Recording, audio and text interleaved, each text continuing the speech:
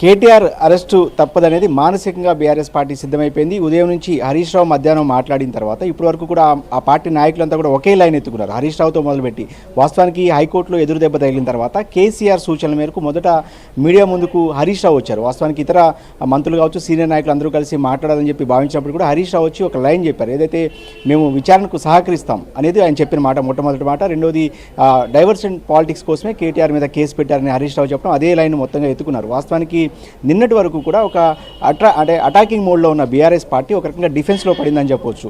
ఈరోజు ఉదయం 9 గంటల ప్రాంతంలోనే నందీనగర్ నివాసానికి కేటీఆర్ వచ్చి చాలా నిశ్చితంగా హైకోర్టు తీర్పు కోసం చాలా ఆశగా వాళ్ళంతా కూడా ఎదురు చూశారు. ఇతర పార్టీ నాయకులు కావచ్చు, హరీష్ రావు కావచ్చు, ఇతర సీనియర్ నాయకులంతా కూడా 10:30-11 గంటల వరకు కూడా తమకు అనుకూలంగా తీర్పు వస్తున్న ఆశాభావంతో ఉన్నారు. కానీ 11 గంటల తర్వాత కొంత ఇక్కడ వాతావరణం అంతా కూడా కొంత నిరాశలో కనిపిస్తారు నాయకులు కావచ్చు, క్యాడర్ కావచ్చు. పూర్తిగా నిన్న మొన్నటి వరకు అరెస్ట్ అయితే ఏమైంది, జైలుకి వెళ్తాను, అవసరమైతే పాదయాత్ర చేసి మళ్ళీ ప్రజల్లోకి వెళ్తానన్న కేటీఆర్ ఎక్కడ కూడా కొంత నిన్నటి నుంచి ఆయన స్వరం మారుతూ వస్తుంది.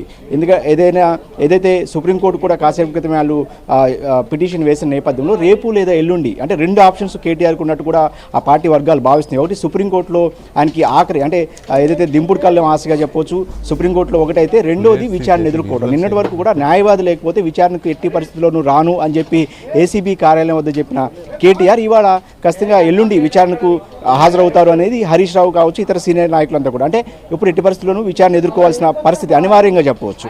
సో ఇప్పుడు ఏం జరగబోతుంది అనేది కూడా బీఆర్ఎస్ పార్టీ వర్గాల్లో కొంత టెన్షన్ వాతావరణం అయితే కనిపిస్తుంది. ఒక రకంగా కాంగ్రెస్ ప్రభుత్వాన్ని, ముఖ్యమంత్రి రేవంత్ రెడ్డిని చాలా టార్గెట్గా ఈ కేసు విషయంలో, పర్టికులర్గా ఈ కేసు విషయంలో గత 2 నెలలుగా కేటీఆర్ చాలా అటాక్ చేస్తూ వచ్చారు. అదే సమయంలో పార్టీ క్యాడర్ కూడా కొంత ధైర్యం చెప్పే ప్రయత్నం చేసినప్పటికీ కూడా కొంత ఈరోజు వాళ్ళ స్వరంలో మార్పు వచ్చిన నేపథ్యంలో అటు ముఖ్యమంత్రి, మాజీ ముఖ్యమంత్రి, బీఆర్ఎస్ అధినేతగా ఉన్న కేసీఆర్ కూడా ఎప్పటికప్పుడు ఇక్కడ జరుగుతున్న పరిణామాలన్నింటినీ కూడా పరిశీలిస్తున్నారు. అక్కడి నుంచి కూడా న్యాయ నిపుణులతో సంప్రదించి వాళ్ళకు దిశానిర్దేశం కూడా చేస్తున్నట్టు సమాచారం. మధ్యాహ్నం వరకు ఇక్కడ మాజీ మంత్రి హరీష్ రావు ఉండి మధ్యాహ్నం తర్వాత ఆయన కేసీఆర్ను కలవడానికి వెళ్ళినట్టు సమాచారం. అంటే పూర్తి వెళ్ళారా లేదని పక్కనైతే ఒక సమాచారం అయితే హరీష్ రావు కేసీఆర్ దగ్గరికి వెళ్ళారు. అక్కడ నుంచి కూడా మళ్ళీ కాసేపులో ఇక్కడ రాబోతున్నారని కూడా ఒక సమాచారం. ఇక కేటీఆర్ విషయానికి వస్తే ఉదయం 9 గంటల నుంచి ఇప్పటి వరకు కూడా ఆయన ఎక్కడా కూడా మీడియా కావచ్చు, బయట కూడా కనిపించలేదు. కాసేపటి క్రితమే ఆయన మాతృమూర్తి అంటే ఆయన తల్లి కూడా శోభ కూడా వచ్చి కలిసి ప్రస్తుతం కవిత, శోభ అందరూ కూడా ఇంట్లోనే ఉన్నారు. అంటే మానసికంగా ఖచ్చితంగా ఈ కేసులో అరెస్ట్ తప్పదన్న సంకేతాలను బీఆర్ఎస్ పార్టీనే ఇస్తుంది. ఇక ఇప్పటి నుంచి అరెస్ట్ తర్వాత ఏం చేయబోతున్నారు అనేది కూడా ఒక చర్చ అయితే ఇప్పటికే పార్టీలో ఊపందుకుంది.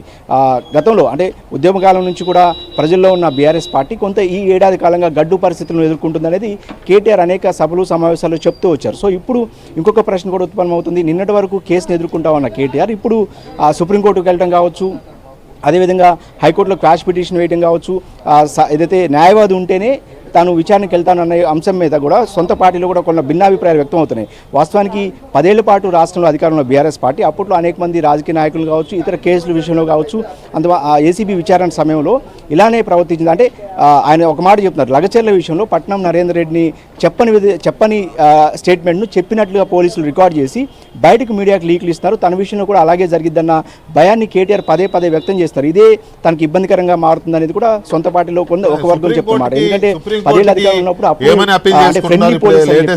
BRS party